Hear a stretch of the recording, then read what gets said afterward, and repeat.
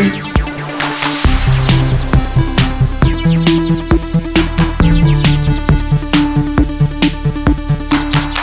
everyone, welcome to GameFace episode 201. We got over the hump, Matt.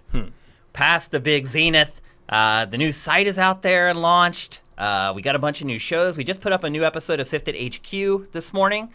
If you guys remember, we just launched that show last Tuesday with 200. It's a new episode up today. There also should be a new episode of Spoiled coming up here in another day or two. I'm not going to spoil what movie or TV show that is or who's going to be on it, but look for that a little bit later this week. I do want to thank everybody for all the kind words about everything that we've done. The website, the GameFace overhaul, the new content that we've added. Pretty much the response has been overwhelmingly positive, which on the internet in 2020 is a rarity. So thank you guys. I also want to thank the people who have actually sort of dug through the site and found little issues. We are in the process of fixing all that stuff and getting it all handled. Probably the most common complaint I think we got was that the site was running a little slow, and that was accurate for the first few days. We found the problem, and it was fixed yesterday, so now it's running like butter, which is awesome. Most of the other issues were really small. We had some issues with certain browsers, like people changing the background color on the site. Little stuff, none of the big stuff, which could be of a major problem. So Brent is a superstar. I don't know if he's on the stream today, but it's amazing what Brent did. We had very little QA before the site went live, and honestly, way fewer issues than I thought that we would have. So Brent's a genius. I think we knew that already. He did an amazing job on the site redesign and the site rebuild. Still more stuff is coming. We've just kind of taken the last week to kind of get everything that's currently live working and fixed up to optimal ability. And then over the next week or two, we'll start adding some of the stuff we've been talking about. But thanks to everybody who retweeted whenever we said we relaunched the site. That stuff means a lot to us. It makes a big difference. We did have a nice influx of new users for the first few days, which is great. We have not started our marketing campaign yet for Sifted 2.0. There's a marketing campaign? There will be, absolutely. Yeah, we have a budget for marketing that was kind of baked in all along. I've been talking, actually. I hope we get wrapped buses. No. It's more like Facebook ads, Matt. Right. Although, maybe I could use an image of a wrapped bus in the Facebook ads. I've actually been talking to a couple sifters who work in digital marketing, one in the UK, one in the US, to try to make sure that we're maximizing the money that we spend on marketing. But honestly, the best marketing of all is just word of mouth. So if you guys love the site, if you love GameFace, if you love Pactor Factor, if you love Sifted HQ, whatever you like, retweet it, tell people about it, share it on Facebook. All that stuff adds up. It makes a big difference for us. So maybe we can get a wrap bus at E3. Yeah, that's possible. If E3 happens. If it happens. We'll get to that. We're going to talk about the coronavirus, the biggest story in the world right now, hands down, and we're going to talk about it here. Washed hands down. Yeah, exactly. And let's toss to our man on shower duty today. That's Mitch Sikorsky. What's going on, Mitch? Hey, what's up, guys? Nothing much. That's a better angle. Yeah. Well, last week we barely had time. It was a mad scramble. Honestly, this still isn't what Sifted is supposed to be. This isn't GameFace. This isn't GameFace 2.0 yet. There are plans for GameFace in the works as far as how I don't want to spoil it, but we've been having massive technical issues trying to get it to work, and I worked on it all week and still don't have them ironed out. So here we are still kind of in our old style. However, the show, as we talked about earlier, is in fact going to be about an hour and a half today. So I wish us luck with that. People watching the show, first of all, it takes some doing to take a show that's normally around 3 hours and get it down to an hour and a half. There's going to be some bumps in the road. For those of you watching, I'm not mad at Matt if I cut him off. I'm not being a jerk.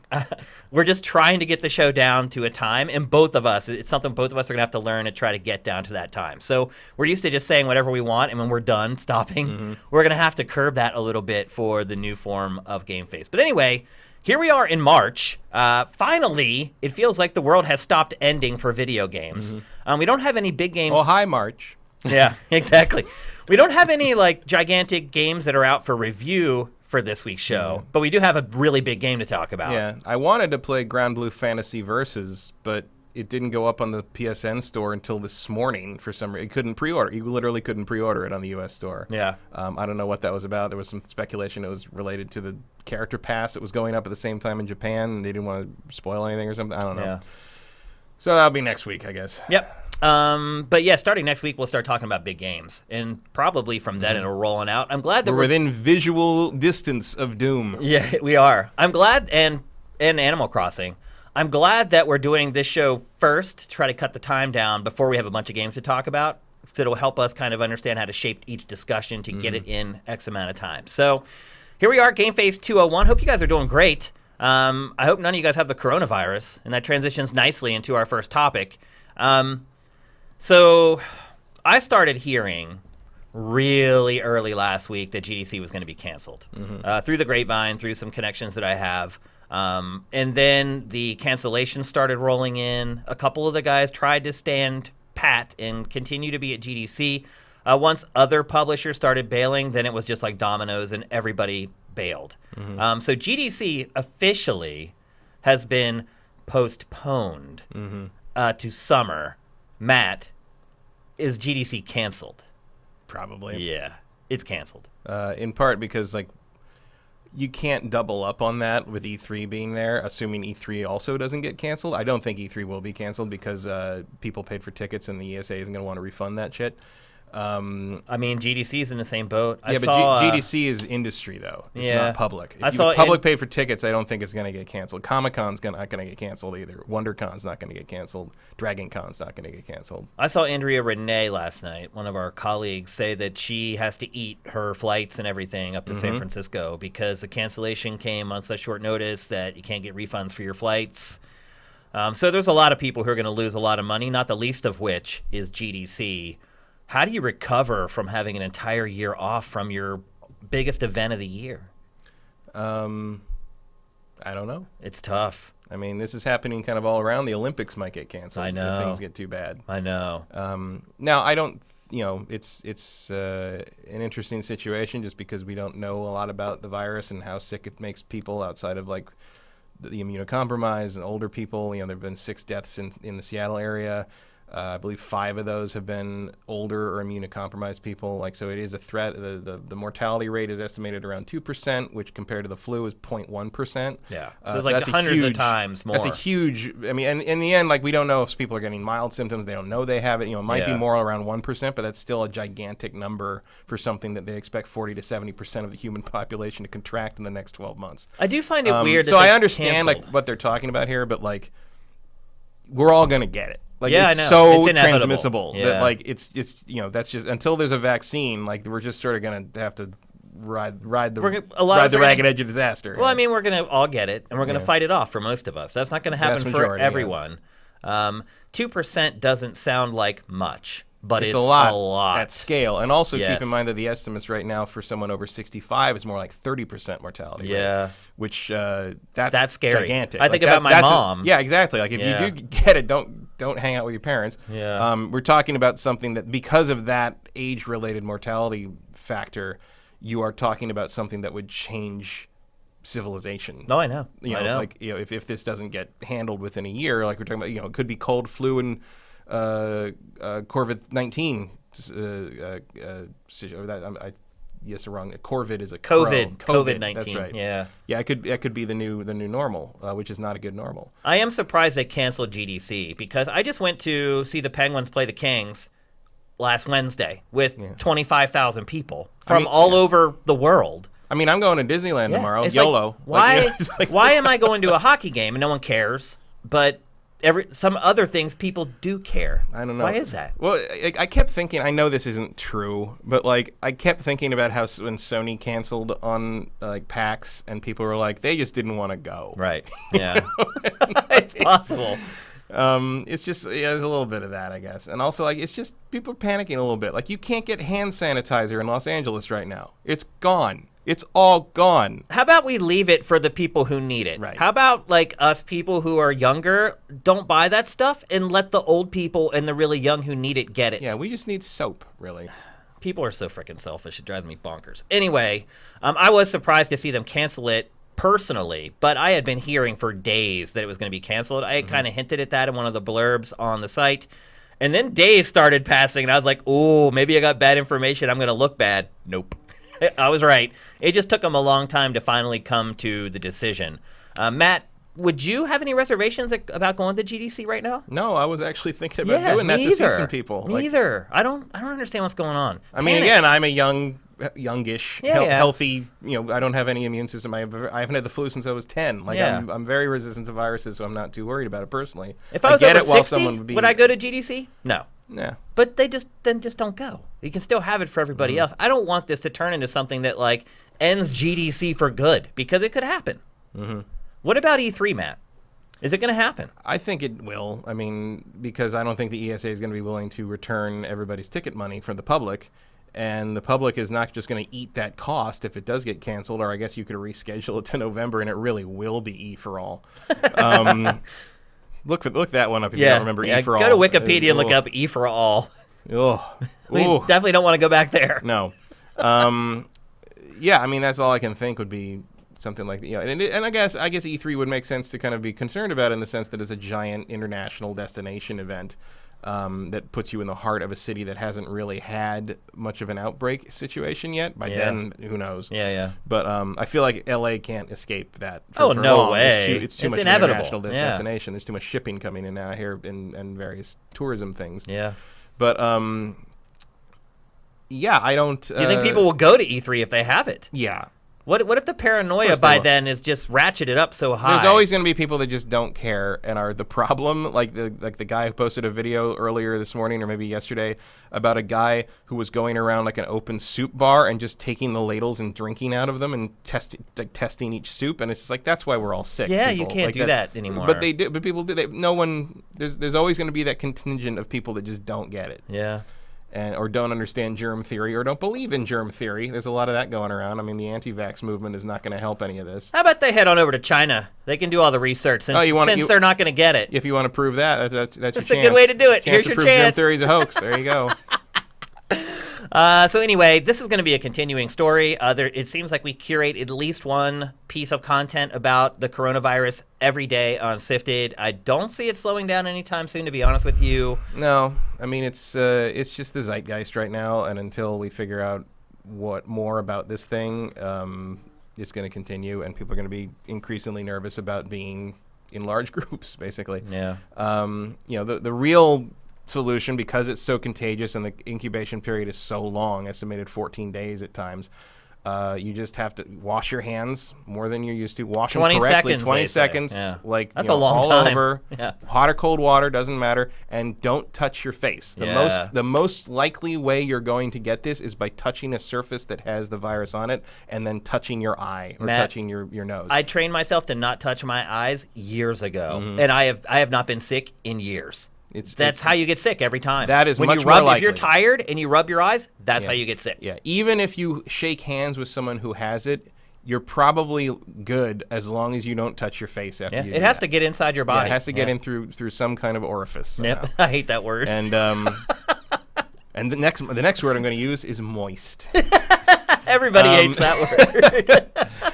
But that's also a condition that is conducive to. And also remember just not to be paranoid about things like it is kind of a general flu. Coronaviruses are pretty common type of flu virus. I saw an article about someone SARS who had it, and MERS, and she was like, "It's not bad at all." Yeah, the trick for people like us. Yeah, but the trick to remember is that one of the defining characteristics of this one is a shortness of breath. Yeah, which flu doesn't usually give you. That's true. So if you do have trouble breathing, get thee to an ER. Yeah, and put a bag over your head and then go to the ER. Yeah, it's that's your sign. Yeah, yep. So anyway, well, I'm sure we'll talk about this again because it's not going to go away. We'll talk about it again as the ESA starts a message. I mean, for once, Trump might actually have a point where he says that the warmer months might cause it to be less of a problem because warmer temperatures do generally shorten the lives of viruses outside of the body, and means we all go outside more. Like that's what causes cold and flu season, is that weather gets colder, everybody stays indoors together more. Has nothing to do with anyone being cold or wet. It's entirely because we are in closer contact with people in a concentrated environment more often. Yeah. So as summer happens, temperature has no effect on viruses at all. Happens, bacteria it does, but not viruses. As summer happens, you are going to see Just people a go out social more. side And of it, it'll be probably less immediate. Yep. But this thing's going to be with us for a while. What's going to happen to the stock market? Ooh. Good question. Holy moly. I mean, I do My know 401k is crying. I know a few people in kind of high-level investment world stuff, and they are battening the hatches like 2008 style right now because they don't know. Because the problem is like it's all related to panic, and it's like it's not even how much you know the market or how much you know economics. Right now, it's about how much do you trust people not to lose their shit. Yeah. And a lot of these people I know are like, I don't trust them at all, and I think it's gonna get real bad. So buckle up. Yep. Which is bad news for anyone with a 401k. Yeah. So. Yep. We'll come back to this again. I'm sure of it. The it'll ESA. this is not the last event that's going to get affected by this. And I think the ESA will eventually have to come out and go on the record a little more officially with what it plans to do. Yeah, hopefully in time for people to cancel some flights That's if what they I'm really talking decide about. to do that. Exactly. All right, let's move on. We're going to talk next about a brand new game from a studio called People Can Fly. You may remember them. They are the studio behind Bulletstorm, which was like a combo-driven first-person shooter. They also made Gears of War Judgment, which was kind of the spin-off of Gears of War that was not done by Epic or at the Coalition. It was passable. It wasn't as good as other Gears, but it was passable.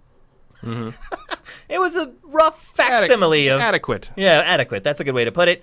It is working on a brand new game called Outriders, and it is a 4-person cooperative loot shooter with cover mechanics. Basically, it's the Division with Gears mixed with Gears of War. Although the Division, you could argue, is already mixed with Gears of War. Yeah. It's a cover-based Thanks shooter. for that 58 gig update yesterday, Division 2. Jeez. Oh yeah, yeah. So that's out today too. Yeah. The big expansion to the Division 2, and it's what, $30? I think it Something is. like that. I don't have it. I bought the base game for $3 the other week. Yeah. And haven't played it yet. So the plot behind this is if these games really need plots, do they? I mean, there's a bad thing, and they have red health bars, and you have to kill them Until the red health bar is gone. Before your green health bar goes away. That's basically the story. So there is kind of a climate change eco angle to the story in this. The environment has gone south on Earth, and Earth is becoming uninhabitable, and it's your job to find a brand new place for humanity to survive. There is a plot in this game, and it is pretty story-driven. I don't know that I have played a loot shooter yet that had a decent story. Destiny, maybe? I mean, a couple of the DLCs for Borderlands 2 I thought had fun stories. Yeah. I don't know if I call them good stories, but they were entertaining. Yeah. That's about as far as I'd go. I also would argue that they're not all that important after No, the certainly first, stuff like 20 hours. Certainly stuff like Division and like the original Destiny, no. Yeah. So, as I said, they are actually describing it as Gears of War meets Diablo. But do you think every other studio that makes loot shooters would call their game the same exact thing? Pretty much. I mean, that's really what the genre is. It's like, this does have cover-based mechanics, and it is third person instead of first person, which makes it a little bit more like Gears. But Gears meets Diablo, I mean, that's loot shooters. Yeah, I mean, it's also Hellgate London, but I don't think anyone wants to compare their game to that. So. So People Can Fly said that they are actually getting tired of making shooters. I can understand that. Yeah, and they didn't want to make another one unless they felt like they could come up with an angle that would make it feel unique. And so Good job. Yeah, well, one thing that they have done, and one element of the game that they said they focused on, was they wanted to try to recreate trench warfare from World War I in a sci-fi shooter. And the basics of that is cover shooting, but there are actually sections, and we'll get to them eventually in this B-roll, where it actually is in trenches like it's World War I, where you can't really get the lay of the land and you don't know what's around the next corner. How do you like level design like that, Matt? I mostly find it frustrating. Yeah. In part because trench warfare is not fun. Yeah. No warfare is fun, but Right. trench warfare in particular is. I mean, it's kind of like the problem with World War I was like no one could make it gain any ground. Like no one could do anything. Like it was like it's also a very specific situation where it was like the first modern war where like you didn't have tactics to get around a lot of these like things. They were using sort of old tactics mixed with new technology that sort of short-circuited each other, so no one could make any headway. And the idea that you would end up in that scenario with like a science fiction scenario is a little weird to me, because by definition you're going to have technology that can circumvent the idea of a trench. Like you are going to have artillery. You are going to have orbital bombardment. You are going to have some kind of way around the idea that the other guy is in a hole 15 feet from you. You know, like that's an odd way to go with this, I think. Now, another thing that one of their focuses anyway was customization and flexibility. The customization options in this game are insane compared to most loot shooters. You create your own character from the beginning, and obviously as you collect loot, you get new stuff to adorn your character with. It's a tried and true gameplay loop for this Although it's genre. interesting, because looking at the footage, I would never ever guess that. Really? Because they all kind of look the same. Yeah. So you've been seeing here in this last bit of B-roll, you've been seeing the specials. And so the other thing that they wanted to make sure that they created, they wanted players to have a feeling that they were controlling superheroes. So they have kind of gone above and beyond with the specials and the finishers, and obviously being a sci-fi game helps with that. But, compared to things like The Division, the attacks are a lot more elaborate. Each character is a lot different as far as how you can... It's not just everyone firing an M16 or an M1 Garand. The weapons, they did a stream just for the weapons in this game that lasted like 8 minutes long. So I think on that angle, it's kind of like Destiny more than kind of the other games in the genre. But I think it's looking pretty promising. I will say this, though, Matt. I'm getting to the point with this genre where I don't really get excited for them anymore when I hear that there's a new one. And I mean, that might just be saturation. I don't know 100% why I kind of have this negative attitude towards them. Or maybe it's because the last few I played haven't been great. There's that. Also, there's nothing visually in this that makes me interested. Like, it's just terrain and lightning. There's trenches, Matt. And there's not, like... It looks like everything else. And it does. Which is silly, because there isn't really anything else that looks like the floating stuff with the lightning everywhere and all that shit. But it's like, I don't know. It's just, there's nothing here that jumps out at me and makes me go, oh, I want to be there. I want to experience that. I want to see what that is. There's nothing, I don't know. Maybe Anthem really broke me. I can't tell. Maybe that's my problem, too. Maybe it was Anthem that just crushed my fervor for this genre in general. I don't know. I used to be really excited when new games in the genre were announced, and when I saw this one, I was like, I'll check it out. Like, I just didn't have that I also spark. didn't like Bulletstorm very much. I've never really liked People Can Fly's take on stuff very much. They do try to do things that are different. I'll give them that. Yeah, I mean, it's not that, like, I think that what they do is bad. It's just not for me. Yeah. So I am kind of extra skeptical on this one, just because they're not... They don't make stuff that really clicks with me. Okay. I'm not... Bulletstorm was an acquired taste, for sure. I mean, I'm not... look, I love the I'll kill your dick line. That's one of my favorite lines of the generation. But the rest of the game I did not find compelling at all. Okay. Which I recognize as me, because a lot of people love that game. But, this would have to have word of mouth through the roof to get me to even really touch it. Okay.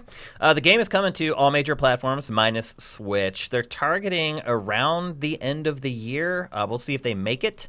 They have been working on it for quite a while. They started with the 40-man team, and now since Square Enix is publishing it, they're up to 200 people developing it. So that should help. Yeah, that's good. To make sure that they hit their deadlines and get the game out in a decent amount of time. I wonder, do you think there will be next-gen versions of this alongside those? There would have to be. I think so, you're just for gonna sure. get buried. Yeah, undoubtedly. So, I mean, being the only game of its type on the new systems could help it. Yeah, that's true. That's a good point.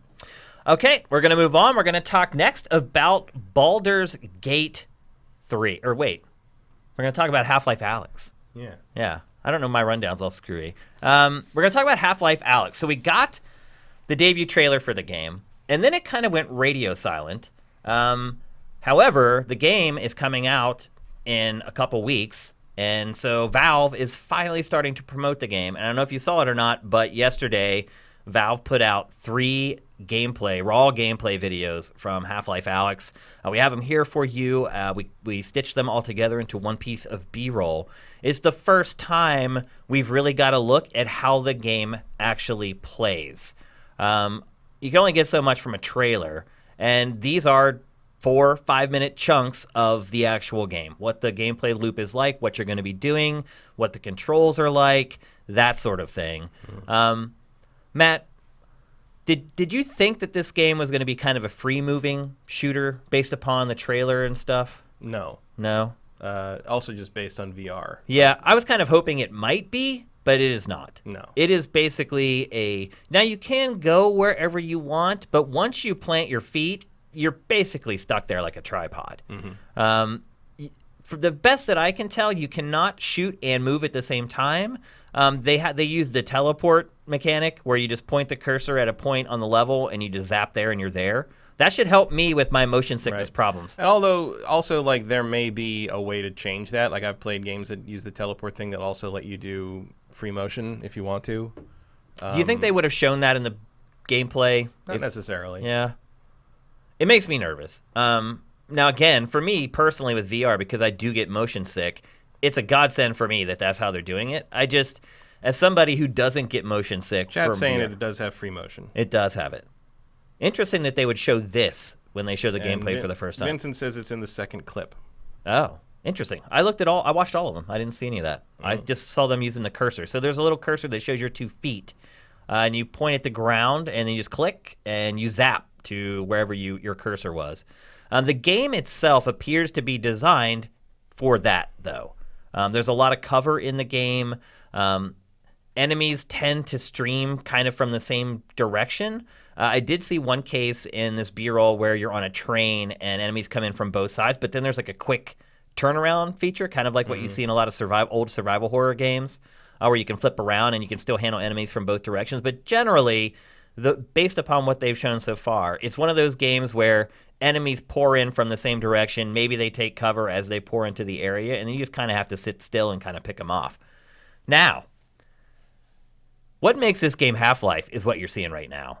The environmental puzzles. And I think what Valve was doing when it released this footage is it wanted to show players this is the amount of time you're going to spend doing X, Y, and Z. And based upon this footage, it looks to be about a 50-50 split as far as navigating environments, solving puzzles, and combat. The combat, I don't feel like uses a lot of the new technology as well as the puzzle solving does. So when you see the puzzle solving stuff in this, that's where you really see like the new Knuckles controllers like really being put to good use. That's where you see a lot of the motion control stuff being put to good use. In Valve footage, it looks smooth as butter, man. It's a lot of that Knuckles stuff, like you see it in action, movements look jerky, hands teleport or disappear and then reappear. Now, I'm sure Valve set up ideal conditions to capture this. Very carefully captured footage. Absolutely. I'm certain of that, but at the same time, it does. I mean, even when you watch trailers from other VR games, you can still kind of pick up on the jank, for lack of a better word. I don't see any of that in this. And again, the motion controls as far as being able to just move your arms the way you want to reload your guns, to pick stuff up, to pick up objects to solve puzzles. There's some puzzles that are like holograms, and you have to like reorient the holograms in specific ways. And it just, this game, and here's a perfect example of it. This game just really shows off all the new functionality of VR.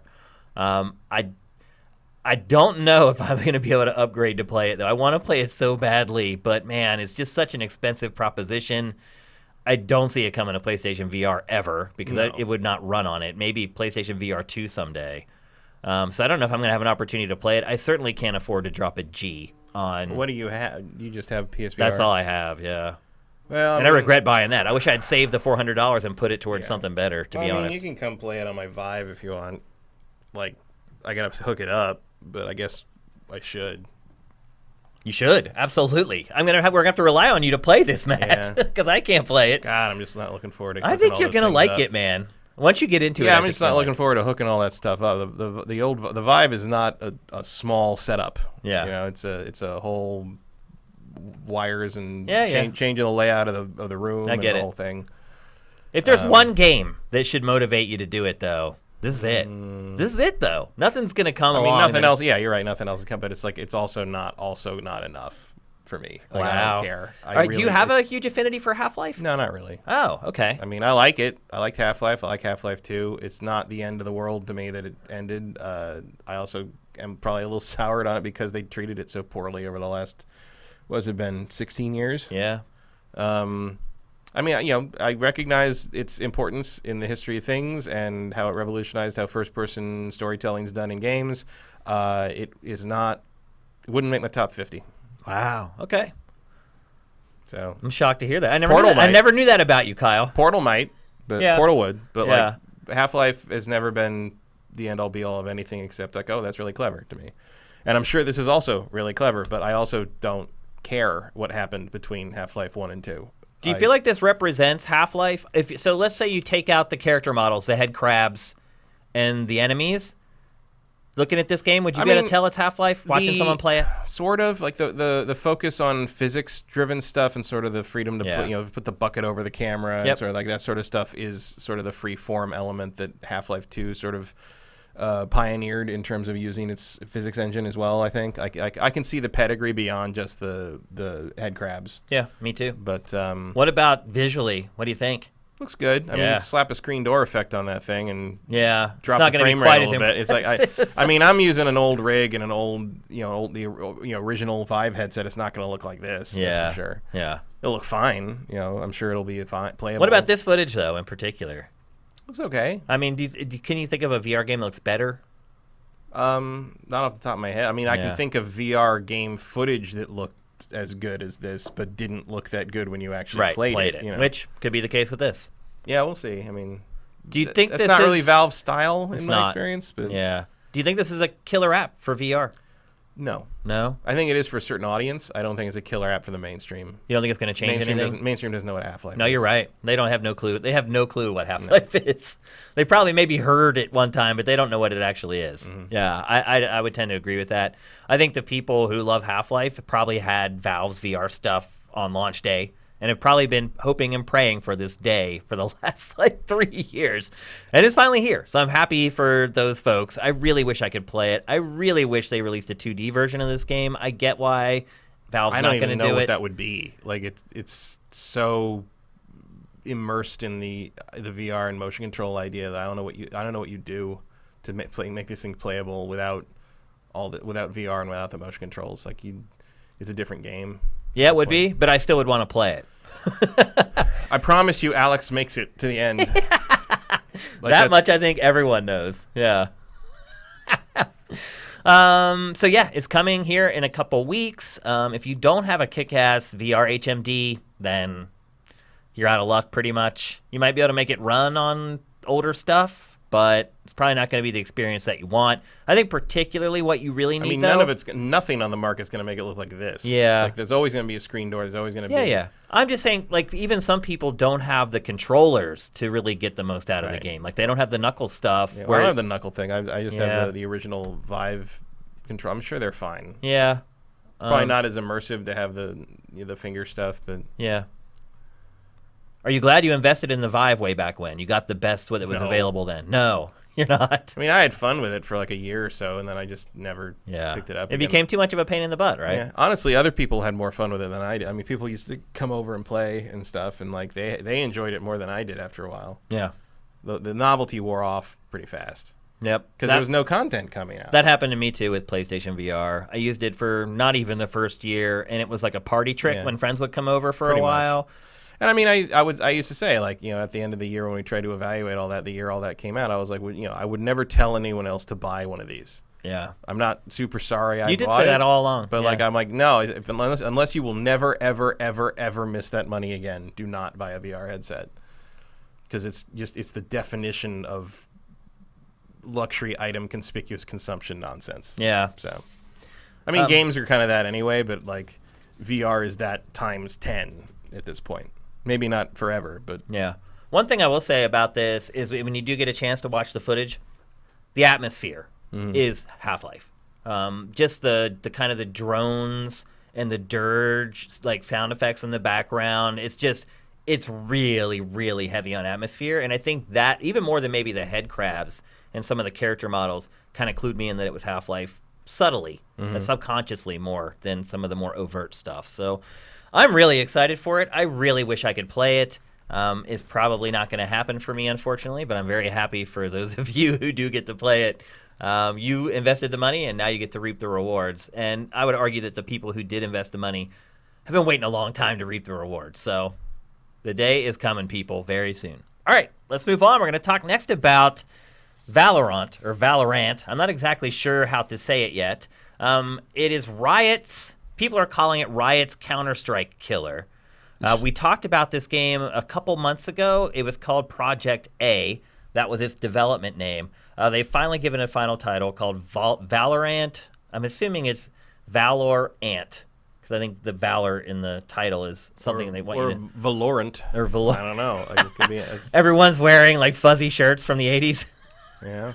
You remember the velour shirts from back in the day? So finally this week, new information came out. They gave out the official title. There has also been a bunch of hands-on previews. There's been a bunch of gameplay that's been released. And Riot isn't the one calling it the Counter-Strike killer. Riot's like, no, this is just our hero shooter. That's kind of what the editors at various publications have decided to call it. Do you see the Counter-Strike? The way I see it as Counter-Strike is the environments look really basic. Yeah.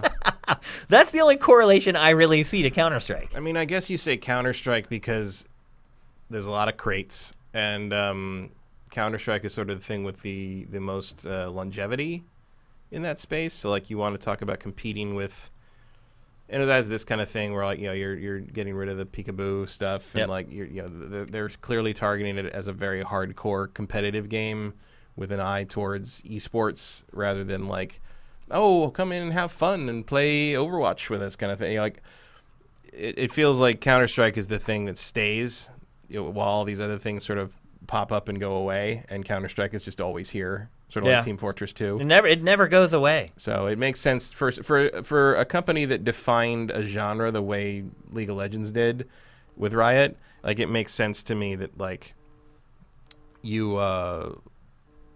it makes sense to me that you want to compare it to something that has staying power. The knife, I think, probably made a lot of people think it reminded them of Counter-Strike. The knife, obviously, a prominent element in Counter-Strike, not so much in most other shooters. Mm-hmm. The new Call of Duty Modern Warfare, melee and knives are a bigger deal this time. There's like these canned animations to like finish people. But other than that, it's not a big element in a lot of first-person shooters.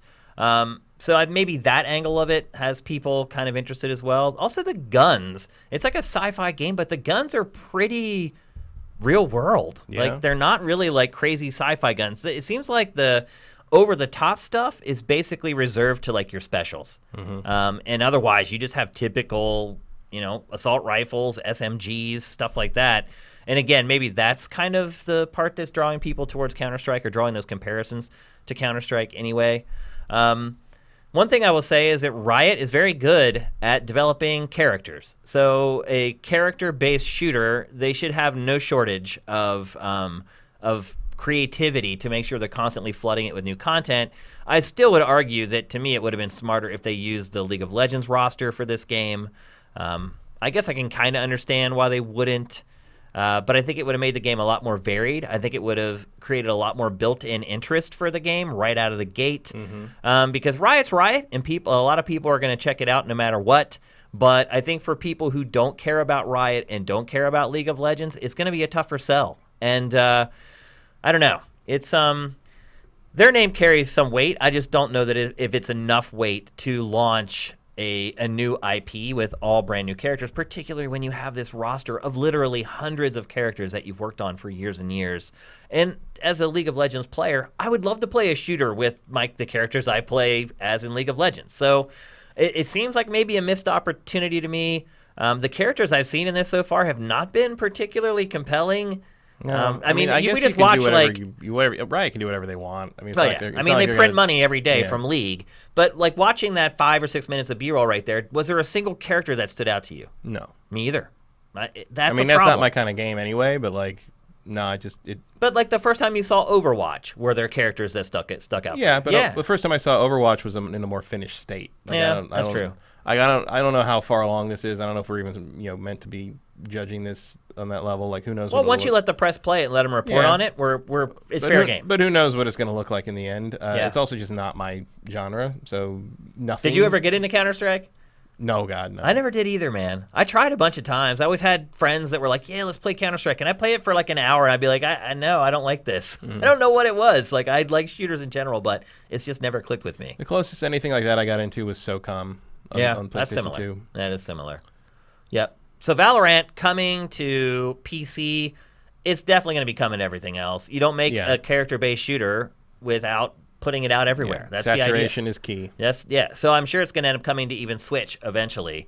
But as of right now, it's just being like shown and demoed for the PC. No hard release date yet, although it seems to be farther along than people think, even though most of the previews from journalists basically said, great core, lots of work left to be done. So it is Riot. I would not expect this game to come out until it's crazy polished. So I think hoping for this year is a bit of a fool's errand. I would probably guess end of year next year, middle of year next year. I mean, they're supposed to do a beta soon, Yeah. so we'll see something. The game looks really plain. Yeah. And Riot did say that it wants the game to be able to run on like nothing. And you can kind of see that. It looks like it It probably looks could. like it could, yeah. And again, that's a free-to-play thing. Like, you got to make sure that it can run on as many platforms as possible because you're not getting that $50 or $60 every time someone wants to play it. You have to rely on them getting hooked on the game and then wanting to spend on microtransactions. So it'll be interesting to watch. I think it's auspicious being able to see the gameplay for the first time. They gave us a couple little snippets when they first showed it, but being able to see a little more, I think the whole idea started to coalesce a little more for me. Still seems weird for Riot to do a game like this, but it has to make other games someday, right? It can't just keep, or could it? It could keep living on League of Legends. Either that or you can just change it to Riot Game. Right, yeah. So they're trying. I mean, I'm looking trying. forward to the fighting game. Yeah. But that's a long way out. And that is League of Legends characters, if I Yes. remember correctly. Yes. And maybe that is a better avenue for them to kind of stretch their... Maybe, but I mean, that's not even close to alpha. Yeah. So that's probably a 2022 game. Maybe. Maybe, Yeah. if Well, they it's also all on lost track. kind of like their lead developer, which isn't good. So that generally means you're setting it back a good 6 months or so. So we'll see. But I think it was an auspicious debut for Valorant. Like, I want to hear more about it. I want to learn more about it. It's going to be free to play, so everyone's going to be able to just, jump in and give it a go. And sometimes that's the best marketing you can get, letting people play the game if it holds up and it's good. So we'll see. Let's move on. We're going to talk next about Project G.G., and that's not for good game. Not yet. Anyway. Not yet. I struggle to figure out what the GG stands for. Maybe you figured it out?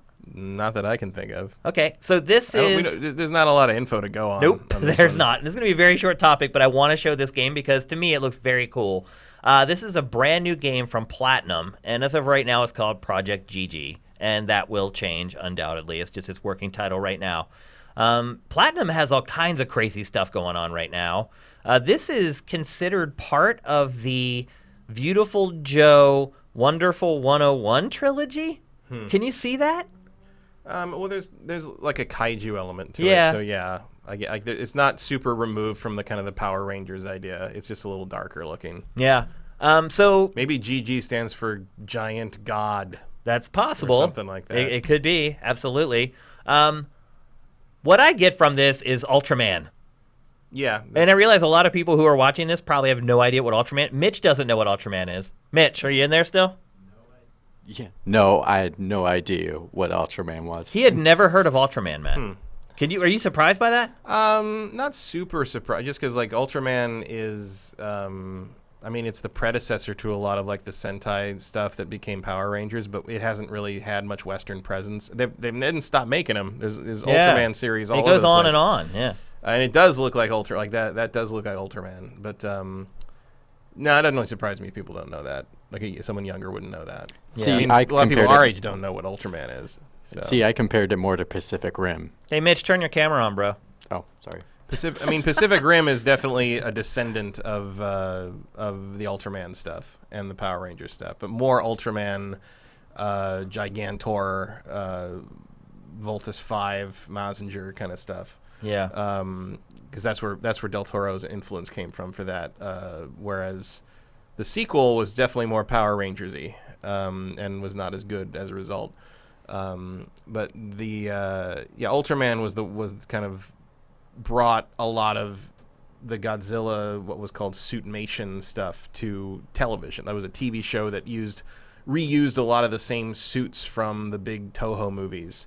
In fact, Godzilla's suit is in a couple of old Ultraman episodes. They just stuck like a sail on his back and called him something else. Yeah. So yeah, we should be clear what Ultraman is actually. Yeah, He's a gigantic robot.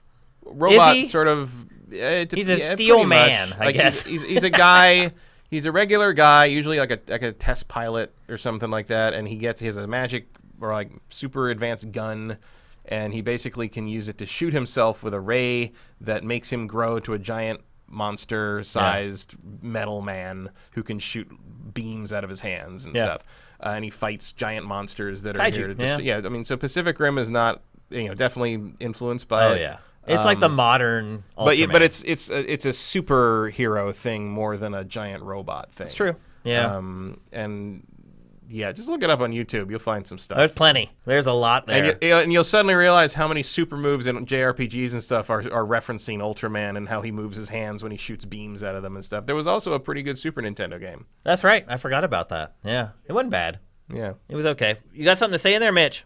Yeah, I was just going to say, when you told me about Ultraman, it's on Netflix.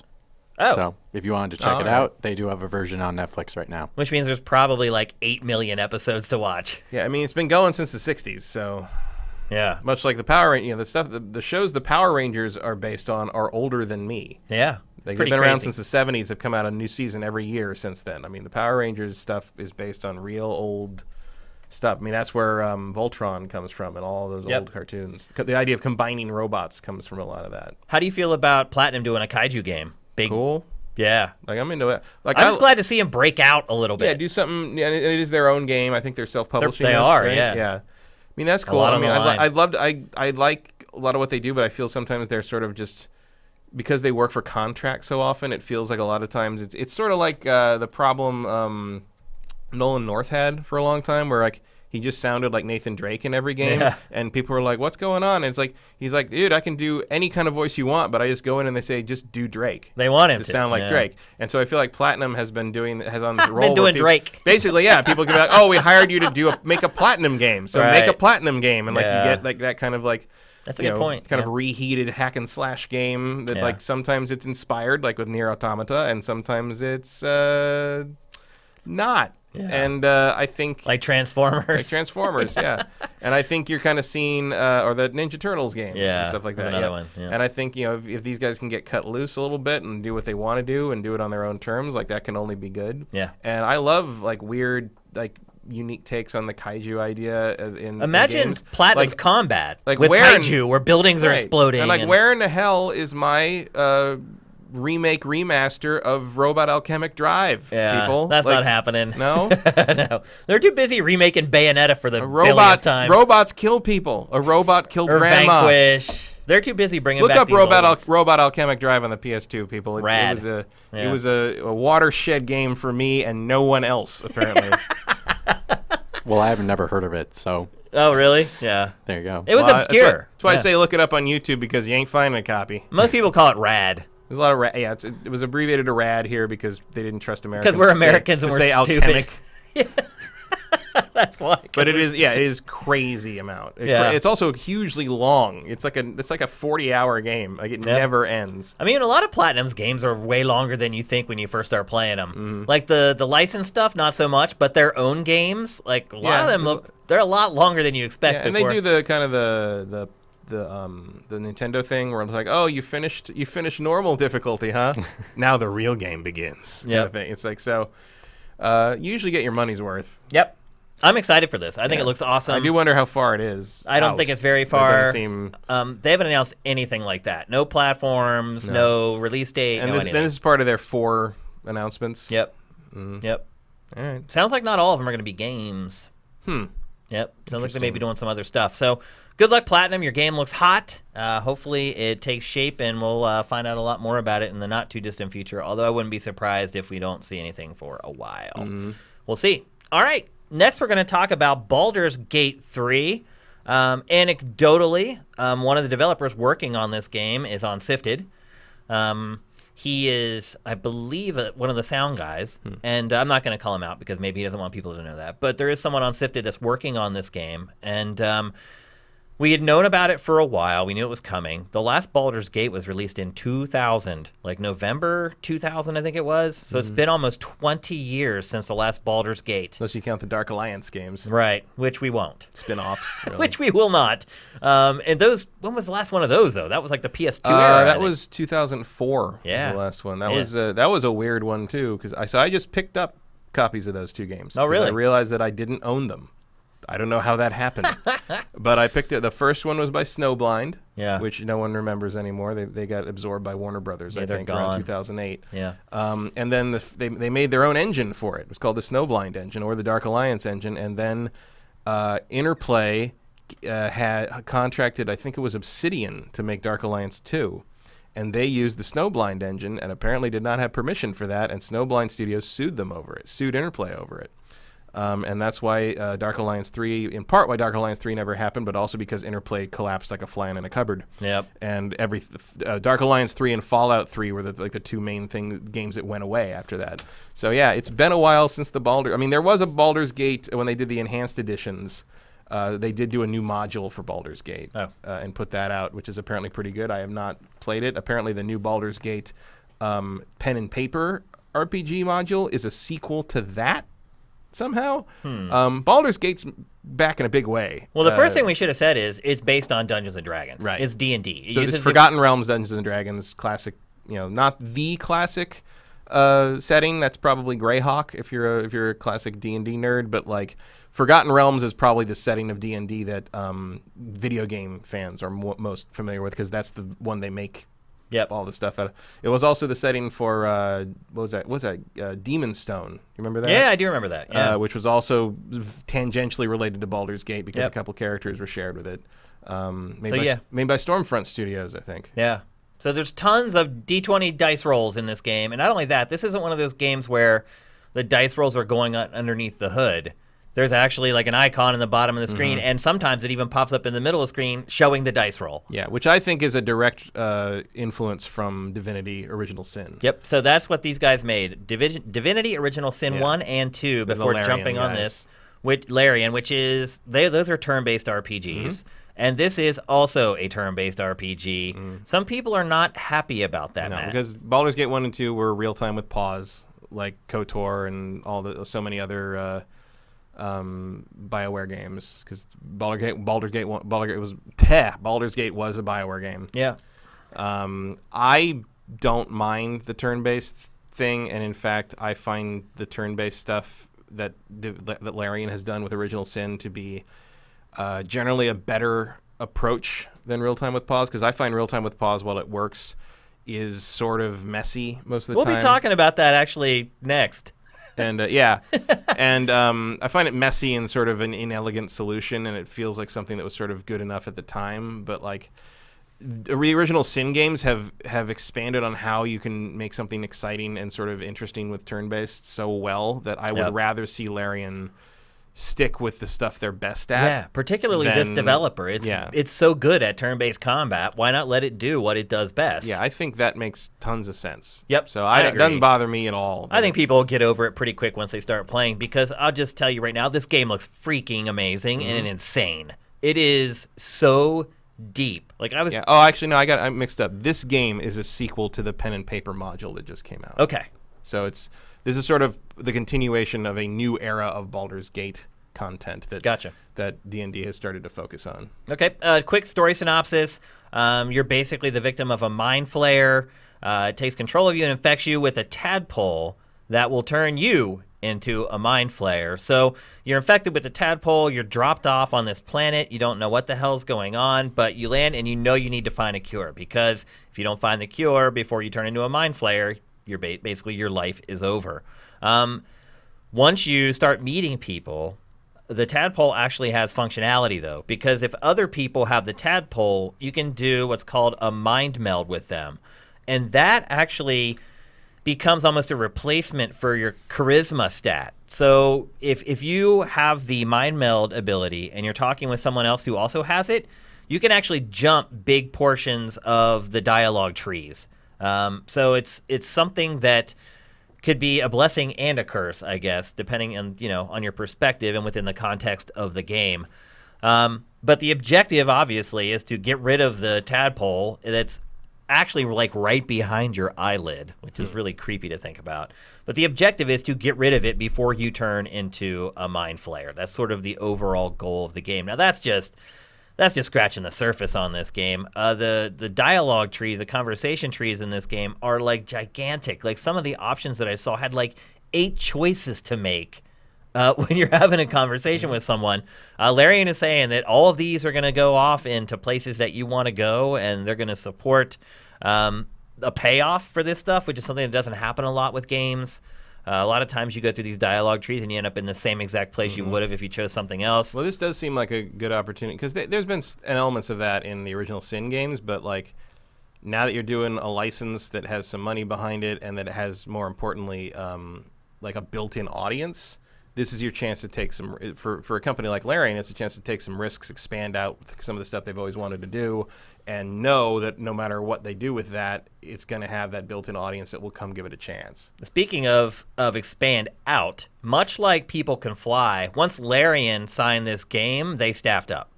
And they employed some folks from Telltale. So, probably really good hires for a game like this. Yeah, that makes a lot of sense. You want to hire people who only, and this is the mind meld that I was talking about. This is footage of it right here. So that obviously that girl also has the tadpole. And then the dialogue choices are altered because both of you kind of have the mind meld ability. Yeah. And that's Larian's done some interesting stuff with kind of the mental power ideas, because one of my favorite, I like the original Sin games a lot, but I also really like Divinity 2 Ego Draconis. Yep. Which was a more action an action RPG they made, real janky on the 360 and PC. A lot of fun if you can find it. It's also backwards compatible on Xbox One now. Okay. But it's an action RPG, and like it's pretty simple and easy. But like one of the tricks is one of the powers you can get is the ability to read minds. And if you're willing to spend like 1 experience point to read somebody's mind, you can sometimes find out important information, or sometimes just find out funny stuff. Yeah. It's actually a very funny game, and so I'm actually kind of doubly excited that they're doing this with the kind of the mind meld thing, because Larian has shown in the past that they have a real knack for using kind of the psychic and mind reading powers to enhance what you're already doing in terms of storytelling and character work. So that's a really good fit for them too. Yep. Terrain is a factor in the game as far as like your elevation. If you're higher or lower than enemies, that has an effect on how the combat plays out. Another big element is what Larian is calling surfaces and statuses. It's a system inside the game.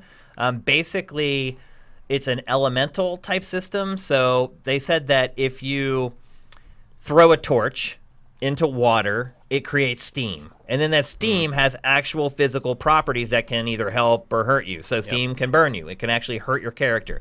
Yeah. These are also all in the original Sin games. Yep. Like they have the environmental and an elemental usage. Like you can dip swords in fire and they'll catch flame. It's part of their kind of just their ethos, really, Yeah. as a developer of these games, and it really works. And there are broken things in the original Sin games that are like, okay, this is the most efficient way to do this, or like poison is definitely better than any other affecting thing or whatever, but it gives you room to play. And if you haven't played the original Sin games, get off your ass. Yeah, like, you can also find them really for like good. $5 at this point too. Yeah, on the console they're more expensive because they didn't come out. They came out more recently, but on PC you can get them pretty cheap in almost any Steam sale that comes around, or like. They go the first one goes on sale pretty hard on Xbox and PS4 fairly regularly. Like they're good. Like they're really interesting takes on this kind of an idea of RPG. And I think anyone who likes Baldur's Gate that has played those knows that like they're probably the number 1 pick to make this game. Production values through the roof for a game of this type. Lots of cinematics, lots of fully animated characters. The Telltale folks. A note on what they've been working on. Apparently, some of the tells during conversations are very subtle, like a slight eye tick or jutting the jaw out. Those are things that you're supposed to look for while you're in conversations to try to judge sort of the character and the direction of the person that you're talking to. The systems in this game just run so freaking deep. And basically, Larian said the one thing they want everyone to take away from this game that plays it is the sense of discovery and exploration. So there's just stuff hidden everywhere. There are rewards for poking around and trying to dig stuff up. I love games like that. I hate games where you go off the beaten path and then you're like, why did I do this? And a lot of games are that way. There's like no payoff. You go down this long hallway and there's like one little health thing down there or whatever. It looks like they're going to focus on that. Sounds like someone's been playing Skyrim. Yeah, it does. Absolutely. So as of right now, it's supposed to release around the end of 2020. They said they aren't sure if it was going to make it. I think we'll be seeing this in March. Probably. That's my guess. They didn't commit to before the end of the year. They said somewhere around the end of the year. This feels like a fiscal year. Yep. Barrier. Yeah. Like by the end of next March, but it'll slip to February, March. Probably so. And then the other thing is, it's coming to PC, PlayStation 5, and Xbox Series X. Larian claims that this cannot run on PS4 or Xbox One. So, I believe it. So this is not coming to either one of those consoles. At least they're saying that now. I wouldn't be surprised if eventually they maybe farm out a port and try to get it running on the other consoles. But for now, this is just PC and Generation 9 consoles. So, and looking at it, I can understand why they would say. Considering the amount that's going on under the hood here, it doesn't surprise me that you're not even talking about graphically here. You're talking about like, just raw load. Yeah, exactly. So. And you start thinking about all the systems going under the hood. That's just CPU just getting beat up. So yeah, you need some teraflops, son. You do. You need at least 12 apparently. So anyway, that's Baldur's Gate 3. I'm really excited for this game. I don't play a ton of isometric RPGs anymore. I used to because they were kind of the genre on PC. I played a lot recently because of the Kickstarter. The Pillars of Eternity and Torment and Tyranny. Like, there's been a lot of good ones. There have, yep. So. And it's good to see them coming back. But I'm an old D&D player. This is right in my wheelhouse. These guys have proven that they can make great games in the genre already. I have very few reservations or trepidation about this game. I think it's going to turn out great. It's just a matter of when we get to play it. Yeah, this will be a because I'm pretty sure this is not going to be this year, but I feel like this is going to be a high contender. No, I think it's going to be a high pick in next year's fantasy draft. I think it probably will too. Yep. All right, let's move on to our last topic of episode 201. We're doing okay, man. For time. Yeah. We're doing all right, man. I'm impressed. I'm impressed with us. Our last topic. We'll see how we do on a we'll see how long when this 3 games come out. I know. It'll be tougher for sure. Our last topic of today is the Final Fantasy VII Remake. There is a demo out there right now. It launched yesterday. It's only about, I think it took me like 35 minutes. Yeah, it's about half an hour. Yeah, 40 minutes to get through. It's pretty much the E3 demo with, as Mitch said, a couple of things tacked on the end of it. Yeah. Speaking of Mitch, you played this like 4 times, right? What was your purpose of playing it so many times? Yeah, so I played it 3 times. 3 times. So I played it one time through in normal with just using the command system without the hotkeys. So then when I did the second time around, I only used hotkeys for my commands with my ATB bar. And then the final one, I played in classic mode because I was just curious on the significant difference between the two.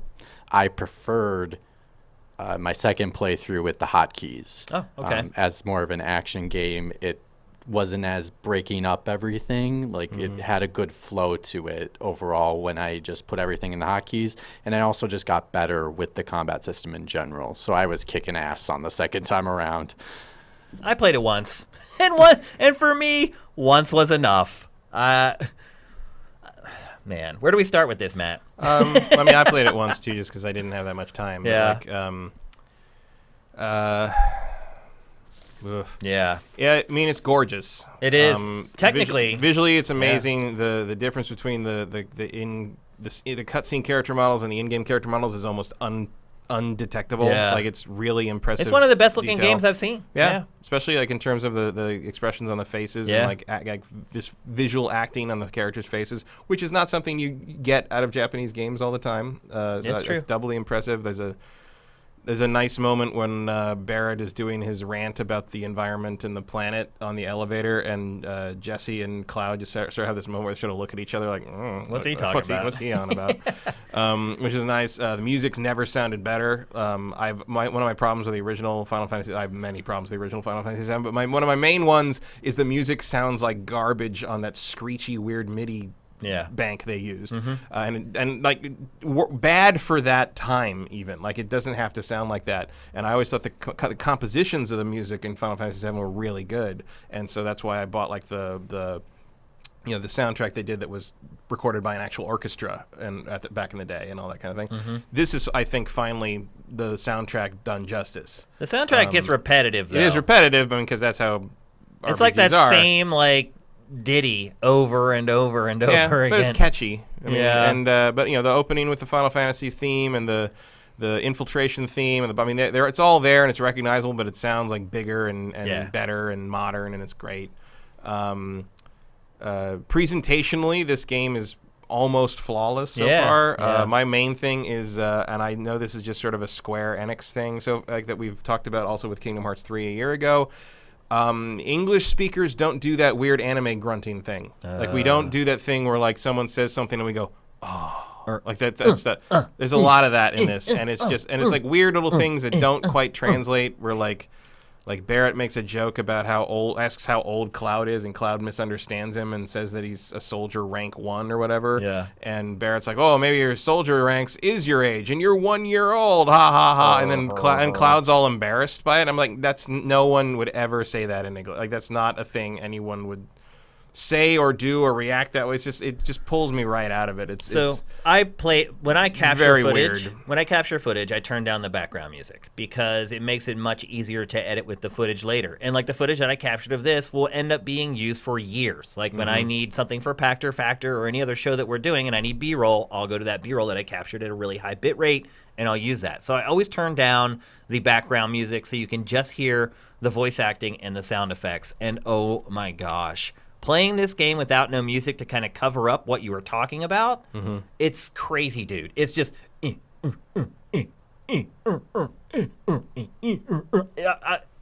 Dude, you're right. Like, it felt...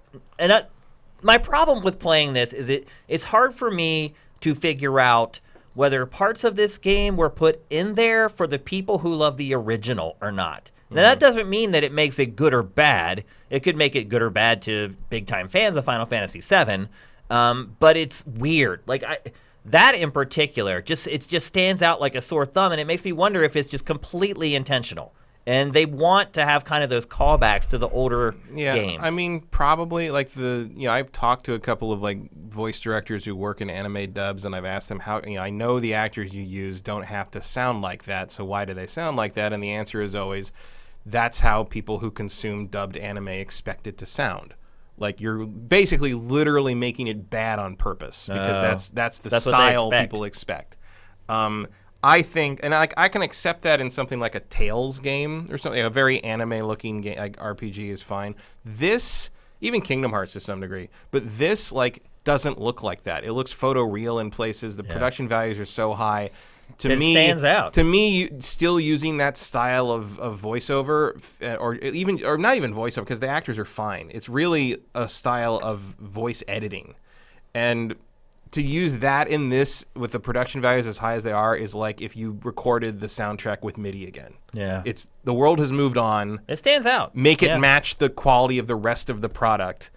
And stop kowtowing to people that like shitty things, basically. Like, really, if I'm just being straight up, you want this thing to sell 10 million copies instead of 5?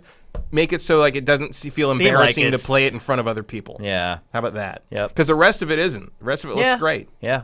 Let's talk about the combat. So as Mitch mentioned, there are several ways to play this game. There's no one right way or wrong way, I guess. I played with the default, which is basically real-time combat with pausing. So the square button is just your hack and slash button, for lack of a better phrase. And then if you want to pause time and use spells or special abilities, you tap the X button. And that pauses time. And then it brings up a menu, and you can select from your spells. You can select from your special abilities. Additionally, you can use the triangle button to kind of go into heavy attack mode. You do a lot more damage that way, but you can't really move. You're almost like a tripod. So you have to make sure that you don't enact that unless you're close to enemies. Otherwise, it gets very awkward when you enact it and there are enemies like 20 feet away. And then you can play it in classic mode. As Mitch said, you can set up hotkeys, so you don't have to use kind of the stop and pause menu that I use. Yeah, I switched to using like the shoulder button shortcut stuff pretty fast because the hitting X and switching through all the menu stuff just felt like it was stopping everything dead. And it's also how you cure with potions. All the momentum went away, and so I just started using the hotkey shortcuts much more. Except when like if something was like in like I need to make sure I get this right or whatever, like I do that. But like Because to be fair, it doesn't play itself. Like you can miss with your abilities and stuff like that. So it's. I mean, the auto lock's pretty generous. Like I don't manually use like the enemy focus. No, but by default he does lock on. Whatever's and actually, if you go in I don't know why this isn't the way it is by default. If you go in and you can turn on like I think it's like free combat or free combo or something. You turn that on, you can control the direction he attacks in mid combo with the stick. Like he doesn't lock on sticky the way he does normally. You can play it almost like Devil May Cry. Okay. Like you can direct him in mid combo and mid slash, and it feels like a much more responsive action game. Basically, I feel so like that the I think that should controls- be on by default. I understand they're limiting that because they want it to be simple for people, but like it feels so much better when you turn the free combat on. That it was night and day to me. That would, if you didn't know that was there, it would be worth playing it again, just to put that option on and see how you feel about it, because it makes it a much more naturalistically feeling action game. Now, even playing on the default setting as I did, the actual hacking and slashing feels really responsive. Mm-hmm. I feel like when I hit that button, that action is there and it's lightning fast. However, we talk a lot of times about relaying the sense of impact in video games and how it's this kind of weird, nebulous, intangible thing that you don't know how to do it, but you know it when you see it. We talk about headshots in loot shooters a lot of the time. Some are very satisfying, some aren't. In action games, there are some games where it feels very satisfying to hit something with a sword, and there are other games that don't necessarily relay that. I would argue this game does not relay that back well. The combat, again, responsive, but I don't feel like I'm doing what I'm seeing on the screen. Did you feel that way at all? I felt like the feedback on hitting things was pretty good. I felt like I didn't have a lot of feedback when I was getting hit. That's true. Like that's true. That's a good point too. Not so much in the final boss battle, because when you're getting hit by that boss, it's really obvious because it affects your balance and it blows you backwards down and stuff. Yeah. But in kind of fighting the standard enemies, I had lost more health than I thought I had several times. I'm like, oh, that was way down than I thought it was. So I felt like I didn't get a lot of feedback on when Cloud was getting hit, but I did feel like my feedback on hitting them was pretty solid. I could tell when I was hitting them. There was a marked difference between like when I was doing a lot of damage and not doing enough damage, so I needed to switch to the punishment mode. Like it was, I felt like it was pretty close to there. Okay. Especially once I turned the free combat thing on. Interesting. Maybe that really shifted, because I felt less locked into sort of what I had to focus, like him automatically focusing on enemies and like sort of not being able to pull out of a combo and sort of redirect him if I wanted him to go attack another thing that was about to hit me. I felt like I wasn't getting blindsided as much because I had more freedom and to decide where my attacks went. So I thought that improved just the feel of the game tremendously once I figured out that option was there. And I honestly didn't have problems with playing it on the default setting. I kind of liked that mix of real time and turn-based. Once I got used to it and I got good and I kind of knew how many times I had to tap down to get to each spell and how many times I had to tap down to get to the potions, it didn't bother me that much, and I liked kind of the strategic element that pausing it brought, because you could hit the X and it doesn't stop time. It just slows it down drastically. So there's still a little sense of urgency there. But then you actually have time to kind of look at each enemy in your field of view and kind of assess which one's the bigger threat, which one you want to use your magic on. So then you unleash your magic, and then maybe you go to the other one and you use your sword. I kind of enjoyed the way that they had it set up by default. But I am going to give the other ways a go as well to see if maybe I like them more. But that's why I love this combat system so much. When they announced this at E3, offering the choice, I think, is something that fans probably wanted for a long time, because they wanted turn-based or they wanted full action.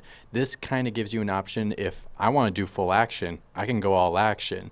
But like you were saying, it gives you an opportunity to be strategic. So it kind of marries the two, and I think it's a great way to try it. And if it works out really well, who knows? It could go in the future games. Yeah, and then some of the bigger enemies in the game, you can't really topple them unless you use magic. Mm-hmm. I wasn't using it that much, to be honest with you, just on the fly, fighting rank and file enemies. But some bosses, you have to hit them with a specific element to kind of stagger them or disable them. One of the mini boss needed a fire spell. This end boss that we're about to see here in a minute needs the thunder spell. So you do have to keep your eye on that. You also have to swap characters pretty frequently. Like during this one boss fight, if it picks up your character that you're playing as, you have to switch to the other character very quickly to try to get them to release the one that got picked up. So there is some kind of on-the-fly party mechanics. And here you see that, you can't reach this guy without Barrett because Barrett's ranged, and Cloud can't touch the turrets on the ceiling. Yep. Although he tries. He attempts it. There's a section coming up here where the camera just goes completely bonkers. Well, you can use fire, and it will reach it. Yeah, your spells do have a range. With Cloud, you can do a spell, and then but I don't use spells unless I have to. I didn't use them at all until I needed to, and then once they told me, I started using them. But yeah, it's not necessary. You can play this game. It seems like what we've played so far, just using your sword. I do feel like the camera's too close. Well, you can see here where the camera just goes bonkers. Well, not even just this, but I think just running around, I felt like the camera's a little claustrophobic. Well, the other problem too is that sometimes the game takes over the camera to show you something the way it wants you to see it, but it still lets you have control of the camera. So it'll start doing a pan, and I can manipulate it and it gets. There's some awkward stuff in here with the camera for sure. This is one of the weirder things in here, and I'm not obviously not a Final Fantasy VII purist because I don't particularly like the game in the first place, but one of the weird changes here is that in the original game, they plant the bomb, they fight the boss, the bomb has a timer on it, and they have to get out before their bomb blows up and destroys the reactor. And here you can choose how long the timer is. You could do that in the original too. Which he does say something different, which option but you the choose. trick here is, in the original, the bomb works. In this, the bomb doesn't work. And the reason the reactor is destroyed is because Shinra blows it up themselves. They basically cause their sentry robot things to shoot their lasers everywhere and destroy the place, even though the bomb that Avalanche sets doesn't go off. They think it does. Yeah. But it felt like a weird change to make sure our heroes aren't actually terrorists or something. It felt like a weird thing to do to make it Shinra's fault instead of there's a moral gray area in the original game, which I hate giving the original game narrative credit for any of this stuff because I think it's a terrible story for the most part. Yeah. But that part was interesting. They never followed up on it in any interesting way. But the idea that you started out literally as a bunch of eco-terrorists and not really understanding whether they were good or not or correct about what they believed or not was an interesting hook for the beginning part of the game. And with that gone, with this, it makes me wonder what the new hook is. Yeah.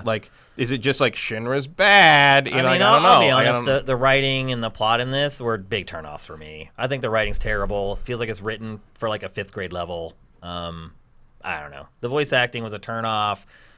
If I were going to play this for the story, I would not be very excited to play it, or the voice acting or the writing. I would be very excited to play it. But I actually just enjoyed playing this. Believe it or not. I mean, it wasn't...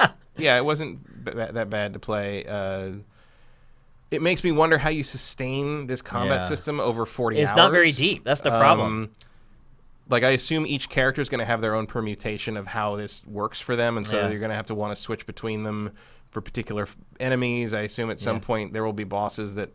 because clearly they're not afraid to change up how the bosses work, because the boss in this doesn't work exactly the same way. I mean, it's recognizable as the boss from the original game, but it's not the same fight. I can see places where you have to switch intelligently between the different characters because they have different abilities that can get you into the weak spot of this boss, and then you have to switch over to this other character that would be the best one to attack them when they're staggered, that kind of thing.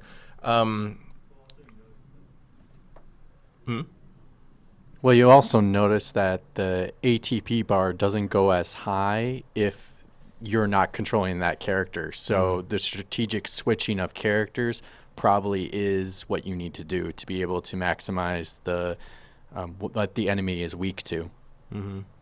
Yeah. The combat just to me just doesn't have enough depth. It's you have one button that you hammer for most of your attacks, which is a square, and there's kind of auto combos that fire off. And then if you want to do the bigger attacks, you hit triangle, and that's pretty much it. So you just end up spamming square for the most part during combat, and then when you're ready to unleash your more powerful attacks after you've staggered an enemy, then you unleash with the triangle attacks. But overall, the combat isn't that deep, so you're right. While it did pacify me during this 35 or 40-minute demo, I do wonder when you're talking about 40, 50 hours if there's going to be. Yeah. I mean, the hope is that it opens up more as you move forward and gain more diverse characters. Yep. So, are you more excited to play the final version or less excited to play the final version after playing this demo? I mean, about even. Yeah. I would say. I mean, I would say it's about what I expected. Yeah. I mean, I had also played this before. I expected kind of a permutation of sort of Kingdom Hearts meets Final Fantasy 15. Yeah, and that's a it's good pretty way to much describe it. where it is. Yep. I mean, the combat is vastly better than Final Fantasy 15. Oh yeah. But like, yeah, it's about where I thought it would be. I had hoped that the voice editing would be a little less anime dub, but I mean, it is what it is. That's a good way to put it, I guess. But other than that, presentationally, it's gorgeous, amazing. Yeah. I do wonder about obviously it stops at it only covers Midgar. It's part 1 of whatever. Even though the box doesn't say that. It doesn't. Yeah. Red 13 is not playable. Or Red 12, whatever. I don't remember what his number is. The cat isn't playable because you don't get to him in this version. Well, yeah. Makes me wonder when the next one will be. Yeah. It's just it's such a big question mark. Like, will they finish this in time to have it even end on PS4 as well as PS5? Well, it's a weird situation to be. It's taken so long, but I'd say for the most part, I think if you were really invested in looking forward to this, it feels like it's delivering exactly what they said it was going to be. Yeah, I think hardcore fans of Final Fantasy VII probably are splooging all over themselves over this demo. Judging by how angry they are at Chris Kohler, yes, that is definitely happening. Mitch, what about you? Are you more excited for it or less excited for it now that you played the demo? I'm actually more excited because I liked how the combat system was shown at E3 last year, and to now actually get hands-on with it, and it's everything that I was expecting it to be in that aspect. And I do like the slight change in the story. Maybe that's going to play more into Shinra and give them a little bit more hardiness to that part of the story so it lasts that 60 hours. Okay. So there you go. That's the Final Fantasy VII demo. The last look we're going to get at the game before it comes out, probably. And it's not long. It's a PS4 exclusive still. Rumors are swirling that it's going to come to PC. They've been swirling for a while. We've got no official confirmation of that. To me, it would make more sense on Switch, but obviously that game's going to have a lot of problems running on the Switch hardware. So for right now, PlayStation 4 exclusive. If you don't have a PS4 by now, and who doesn't at this point, and you're a big Final Fantasy fan, might be time to go try to find a deal over the next couple weeks. Just keep an eye on our deals channel. We always curate any deals for hardware. What is it, April 10th? Yep. Mm-hmm. Yeah, so you got about a month and a week to go. That's enough time to find yourself a cheap PS4. Maybe you can find one on eBay or something if you're really excited to play it. I am going to play the final version. So it wasn't to the level where it turned me off so much that I lost interest in the game. Mm-hmm. There are elements of it I don't like. There are elements I was pleasantly surprised by, like the responsiveness of the combat after Final Fantasy 15 was a pleasant surprise for me. Technically, I knew it was gorgeous already. Seeing it running in real time, like instead of at a trade show, like on my own TV with my own surround sound, definitely made an impact. Gorgeous game. Still lots of mystery left behind this, which is good. A lot of times, if we're talking about a game a month before it comes out, we know everything already. Yeah. I'm also interested in to see sort of this story play out with competent presentation, because the original was such a kind of bridge game between like a Frankenstein almost. Because they hadn't gotten away from this. Like that opening scene with Aerith, and I'm going to call her Aerith because that's what her frickin' name was when I played the game in 1997.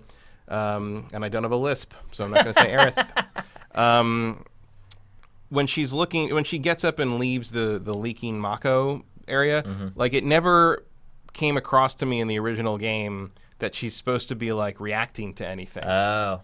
Because they were just big eyes with no mouth. There was no expression. There was no real way to tell what anyone was thinking. And just the ability to see what's happening on their faces as this stuff is going on is already an enhancement. Yep.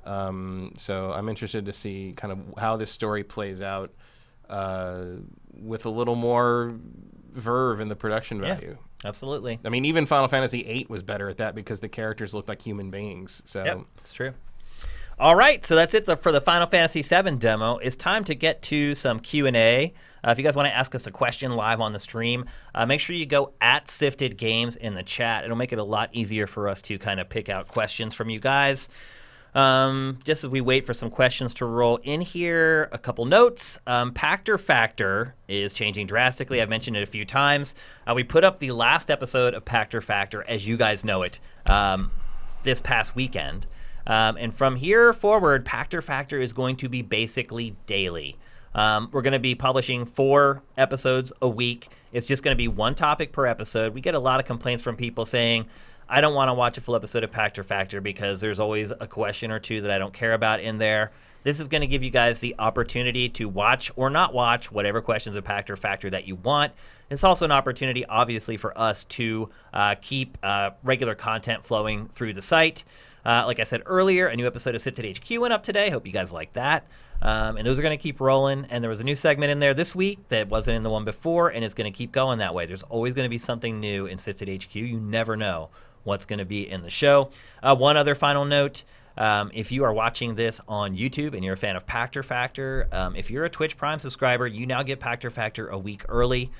So there's incentive now, other than just trying to help us out. You'll actually get Pactor Factor earlier as if you were a patron. So there you go. Let's see if we got any questions in here. The first one, how appropriate, Matt. Well, actually, there's a bunch up here, but I want to ask this one first because you were just talking about it. Kongrim1, are either of you guys going to play Grand Blue Fantasy Versus? yeah, I wanted to play He it tried. for this week, but they didn't put it up for pre-order on PSN. It went live to buy for the first time this morning at like 8 a.m. and I didn't have time to play it then. Yeah. So I'll talk about that next week. Yep, it'll be on the show next week for sure, which is, for those of you who don't know, it is a fighting game set in the Grand Blue Fantasy universe created by Arc System Works, the same team that did Dragon Ball FighterZ. So pedigree there out the wazoo. It's been flying under the radar. I have a feeling once it comes out, it'll start building some groundswell. Yeah, at the very least, you'll see a lot of GIFs because it's a beautiful game. It is gorgeous, absolutely. Or I would say go watch Sifted HQ, and you might hear about that game on there. You might, absolutely. Let's see. ETH Demon, Larian Studios being such a good fit for the return of Baldur's Gate 3. Name and explain. You sound like a teacher. Name and explain an old IP with a current studio you think should do it and why. So an old IP, but a new studio. In a currently existing studio. Yeah, that's a tough one. Let me think. Let me think. I go to this a lot, but I'm a big fan of Tribes, and they tried to revive Tribes a couple years ago. It was a pretty poorly failed experiment. So I would love to see a big shooter studio like a Bungie or a Treyarch or one of these, or a Sledgehammer, any of these studios that are making really good first-person shooters. I would love to see them take on Tribes, because I already think Tribes is like one of the best shooters ever. And it was made by this little small team. So I would be interested to see what could become of Tribes if it had a big budget and it had really good developers behind it. I would like to see Double Damage Games, which made Rebel Galaxy and Rebel Galaxy Outlaw, be given the X-Wing and TIE Fighter license. Oh, that makes sense. That'd actually be great. Yeah. That sounds awesome. Can't believe we still don't have any of those games again. Even just remasters. EA! Yeah. Come on! The hype train's up to level 4. We're getting close. We're 22% on level 4. Commander Fett, would you ever want to partner with someone like Easy Allies and help make content and promote each other? Of course. Of course. We're open to working with anybody, to be honest with you. Any publication that wants to do any crossover, if they want to come on our shows, they want us to come on theirs. We're all about reaching new audiences. And while I would say that probably most of the Easy Allies audience is aware of Sifted, there's probably a lot of people there that aren't. So yeah, absolutely. I would love to work with either of them. We've obviously had Brandon on here. We've had Bloodworth on the site before. They've never invited me to do anything, though. I'm not sure why that is. Maybe you should ask them. Garage is only so big. Yeah, apparently. Well, they're not in garage anymore. They're in a gigantic studio now. From SJD Swanland, I'm not sure how familiar you are with the Valiant comics, Matt, but are there any characters or series like Bloodshot, Harbinger, or Exo Man of War you would like to see brought into video game form, and how? I may have asked this before, but I forgot. I don't think you have, actually. No, I'm very familiar with Valiant. That was hot when I was working in the comic store when I was a teenager. I mean, the Valiant character that was brought into video game form the most successfully is Turok. That's right. I forgot that was a Valiant Turok, comic. the dinosaur hunter, comes from Valiant. Yep. I mean, Exo Manowar did have a video game crossover with Iron Man on the Saturn and PS1, which was not a great moment. I do not remember that. Those things clogged up shelves for years after. I mean, I remember they were clearing those things out on Saturn. Like those are some of the last games left to be sold off for Saturn in like Madden 64. Yeah. Just every used store you go to, there's just piles of them. I mean, I think there's probably room for a good Exo Manowar game. It's just I don't know who would care. Like maybe it's not an IP that people are familiar with. Maybe there's a window here that could happen if the Bloodshot movie is a successful venture here that with Vin Diesel. The fact that they're making a movie out of a Valiant character and it's Bloodshot is mind shredding to me. Like that is crazy that Bloodshot is getting a goddamn movie. Like I can't. I just can't. Yeah, I mean, I like Valiant. I reread them read them all a few years ago. I don't know. Like, I think Turok has already sort of won that fight. I guess you could make a pretty good Ninjak game if you just made like a Tenchu game with a Techno Ninja. Yeah. It's all there. Or Armorine. There was an Armorines game on N64. Yeah, I remember that. Yeah. That was Valiant. Well, I didn't know that was based on a comic. Yeah. Wow. I can't believe you pulled that out of your brain. Armorines. That's impressive. I put a lot of Valiant comics in bags and boards in my lifetime. J Reed Vic 7, thank you for Twitch Prime, brother. Appreciate it. Here's a question from Bobby Budnick. If you had to put a date on it, when do you think Horizon Zero Dawn will be out on PC? Also, could you see other Sony first-party titles released for PC, say a year after launch? Yes. I mean, I wouldn't say a year. I'd say longer than that. No, less. They did. Death Stranding's coming out like Death Stranding. This is a weird scenario. I don't see. Here's the. I think that blow your mind how early it's coming out on PC? They must have seen the marketing forecast. I mean, they must have. Yeah. And then I think Horizon's happening because of the same engine. Yeah. I don't know if this signals a sea change toward putting big name PlayStation exclusives on PC. I think they all are going to come. I think you're right, though. I think the exclusivity period will be longer than Death Stranding for sure. Longer than a year. I don't think you're going to see God of War or Spider-Man on PC. Yeah, there might be certain properties. Like, who's going to make that? Yeah. Who's going to port that? Who are you going to trust to port that? If you don't put, then the main Insomniac and Santa Monica have better things to do than put up ports of a PC version that's going to sell 200,000 copies. Like this is not. Well, some of their games have an opportunity to sell more than that. Not too much. PC sales are not. They're not console sales. That's one of the reasons it's hard to know because they don't. A lot of the sales aren't tracked. They're tracked well enough that we know they're million sellers on PC are uncommon. Yeah. Unless they're exclusives, unless they're very PC centric ideas. Yep. Horizon Zero Dawn, my guess would be this fall, somewhere kind of alongside the PS5, maybe.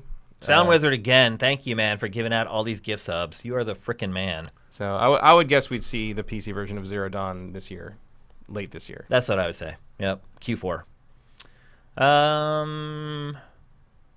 Wolfox 10C, predictions for the Resident Evil 3 demo date drop. Mid-April. Yeah.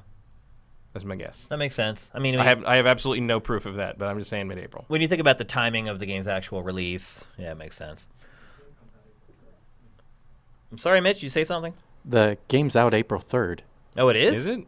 That soon? Yeah, because it's 7 days after that, it's Final Fantasy, and then 7 days after that, then maybe next week. We were going to get... It may be, like in 2 weeks, I would guess. I was going to say 3/3, like March 3rd, but we passed the 3rd of March. That's today. Yeah. That did make too much sense, though, Mitch. You're right. You have 10 hours to change my mind. Not Cirque. Going out to LA tomorrow. What are some good barcades and gaming centers? Go to 82. Well, right here. No. There are no pinball machines here. There aren't, yeah. Go to 82 downtown. Yeah. A lot of good games, some fun, like weird drinks, and huge pinball selection. Yeah, which is always ace for me. That's what I go to arcades for, because that's the one thing you can only get at arcades still.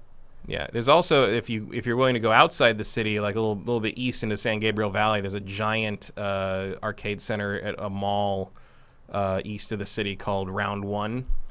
Tons of stuff, like huge like old style arcade, lots of imported Japan only like rhythm games and dance games and stuff. If you're into that kind of thing, go check out Round One if you have a car and the ability to get out east.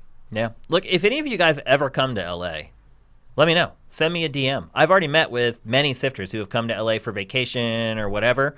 We go out and we have lunch and we talk about games and we have fun for a day. I'm always down to meet you guys. So if any of you guys come to LA or you know you're coming to LA, give me a heads up. DM me on the site and we'll get connected and we'll do lunch or something. Emperor Dread, what D&D megastars do you reckon will appear in Baldur's Gate 3? Drizzt, Elminster, Lolth? I mean, I think we'll definitely see Drizzt. Yeah. He's kind of a staple of the Baldur's Gate games. Yep. As like a bonus character or a cameo. Yeah. Wolfox and Wes, another one of his. Matt, are you going to check out Neo 2? Of course. So Neo 2 is a part I don't know if of I'll Sifted finish HQ it. today. I don't know if I'll finish it, but I'll play it. Yeah, thank God. Mitch likes it too. I do not have to jump on that grenade. I'm very happy about that. Again, Sound Wizard, thank you, man, for all these subs that you're giving out to our crew. It's really awesome. Big Dave Lazard says RE demo on the 13th. Friday the 13th is a pretty good guess for that. It makes a lot. It does make a lot of sense. Yep. Aussie Brit 2000. Thank you for Twitch Prime. It's awesome. I think that's it. Yeah. There's a couple other questions, but J. Reed Vic says there's a sale on Amazon right now for a PS4 bundle with God of War and Horizon Zero Dawn for $268. Yeah.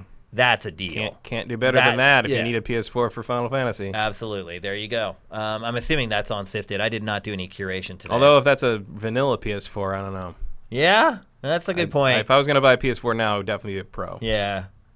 But if you can get that for $260 and the Pro's like $350 with a game or whatever, I'd probably go with the base model. I would never go with the base model. Well, if you're getting in this late, yeah, I don't know. I want the performance. I don't know what Final Fantasy VII is going to look like on a vanilla PS4. Yeah. That thing's pushing some polys. Yep. So let's see how we did. An hour and a half. I said an hour to an hour and a half, and we got it about an hour and a half. I'll take that for our first foray into making the show shorter. I did see some comments from some people are upset that the show's going to be shorter. Some people are excited that the show's going to be shorter. I would say it seemed like more people were excited it was going to be shorter, although it's close.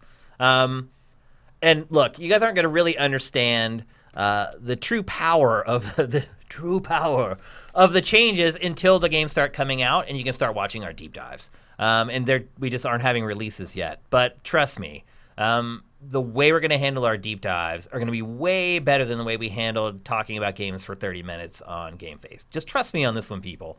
They're going to be worth it. And you're still going to get an hour and a half out of us every week here as well. So thanks to everybody on the stream for hanging out. Thanks for Sound Wizard for giving out all those freaking subs. As I said earlier, if you subscribe via Twitch Prime, you get Pactor Factor a week early now. That's a big deal. That's a big shift for us.